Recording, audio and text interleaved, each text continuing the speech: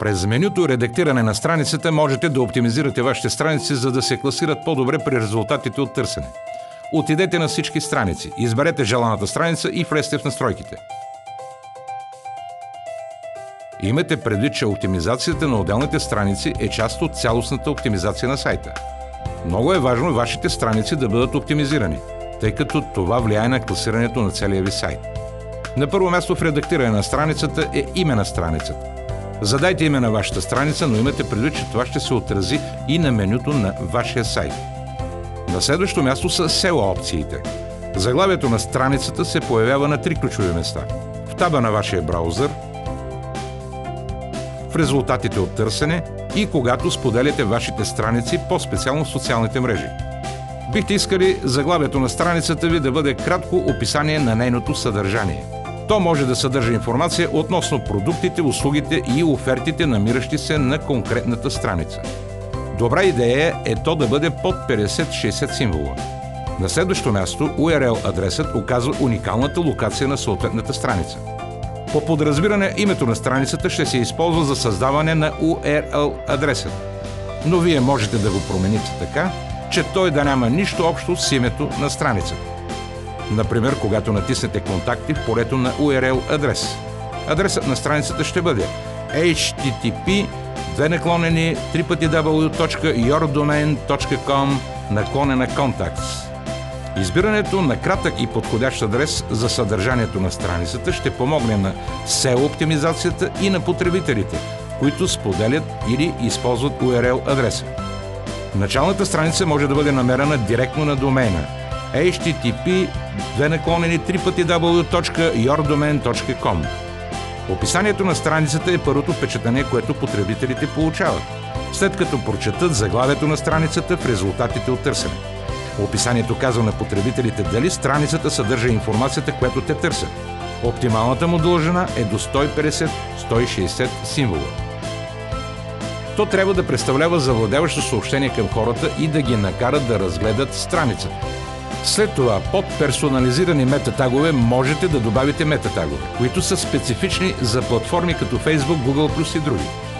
Например, можете да използвате персонализирани метатагове за валидация на домейна, които се изискват от трети доставчици на услуги като Google for Business и други. Проследяващият код е кодът, който вземате от програми като Google Analytics, за да следите статистиките на вашия сайт, това число брой посетители, преглеждане на страници и други. Проследяващият код от редактиране на страници заменя проследяващия код от настройки на сайта. Полето с ключови думи ви позволява да добавите ключови думи, разделени с запетаи. Това са кратки фрази, обикновено до 10, които описват съдържанието на сайта ви. Когато са написани добре, те водят трафик от потребители, които търсят тези термини.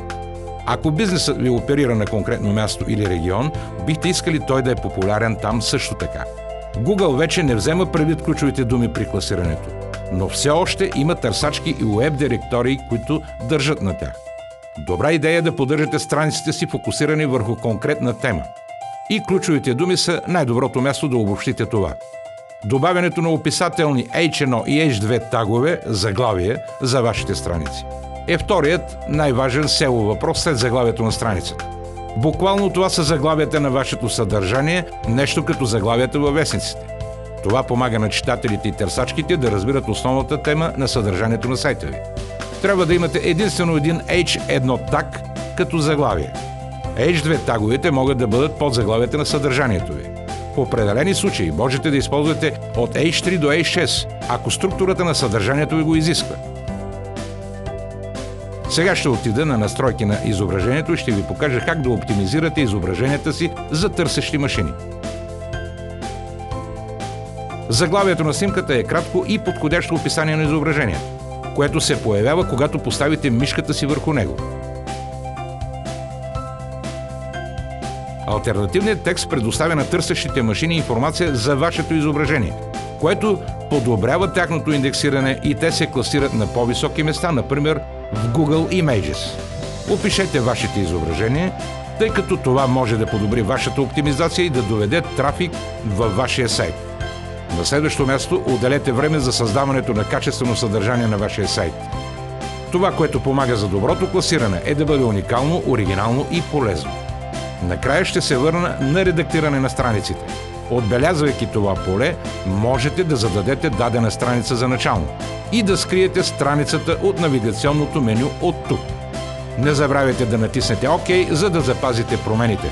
Забавлявайте се, докато създавате.